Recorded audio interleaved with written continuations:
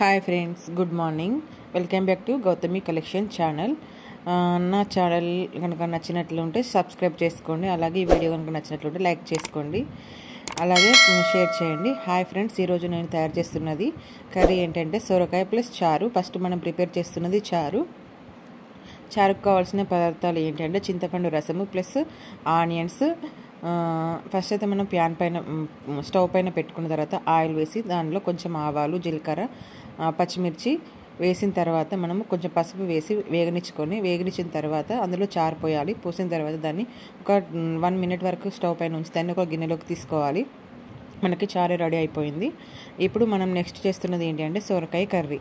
మనకి సొరకాయ కర్రీ చేయడానికి కావాల్సిన పదార్థాలు సొరకాయ ముక్కలు ప్లస్ ఆనియన్స్ ప్లస్ మనకి మిరపకాయ ముక్కలు. ఫస్ట్ మనం ఇప్పుడు ప్యాన్ పెట్టిన తర్వాత మనం ఆయిల్ వేసాము. ఆయిల్ వేసిన తర్వాత ఆవాలు వేసాము.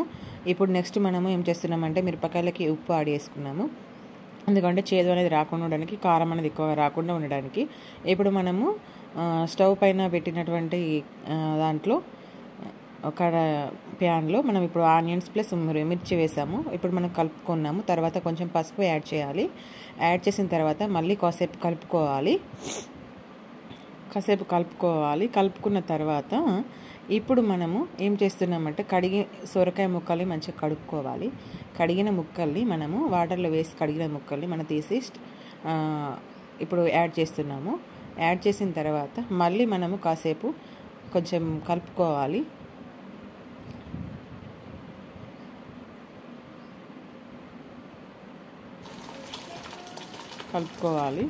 కలుపుకున్న తర్వాత కాసేపు వాటిని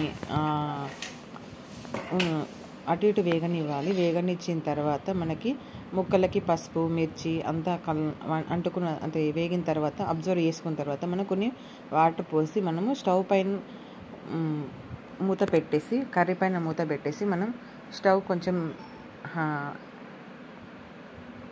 ఆన్ చేసి పెట్టి తర్వాత మనము కర్రీ అనేది కొంచెం 10 minutes తర్వాత ఉడుకుతుంది. ఆ తర్వాత మనం స్టవ్ని చిన్న చేసుకొని స్లిమ్లో పెట్టేసుకొని ఉంచాలి స్టవ్ పైన. అప్పుడు మనకి కర్రీ అనేది దగ్గరికి వస్తుంది. మనకి సొరకాయ కర్రీ అనేది రెడీ అయ్యింది. ఇప్పుడు ఈ కర్రీని మనం ఒక చిన్న గిన్నెలోకి తీసుకుంటే సరిపోతుంది. అయితే మనకి ఫాస్టింగ్ ఉన్నప్పుడు ఎప్పుడైనా సరే సొరకాయ కర్రీ చారు చేసుకుంటే చాలా బాగుంటుంది వేడివేడి అన్నంలోకి. ఎందుకంటే మనకి పప్పు చారు ఎప్పుడు రెగ్యులర్గా చేసుకోవడానికి బదులుగా ఇలా సొరకాయ కర్రీ ప్లస్ చారు చేసుకుంటే చాలా బాగుంటుంది. ఇప్పుడు మనం ఒక గిన్నెలోకి తీసుకున్నాం. ఇక నేను తినడానికి రెడీగా ఉంది. సొరకాయ కర్రీ ప్లస్ చారు ప్లస్ పెరుగుతో చాలా బాగుంటుంది మండే ఫాస్టింగ్.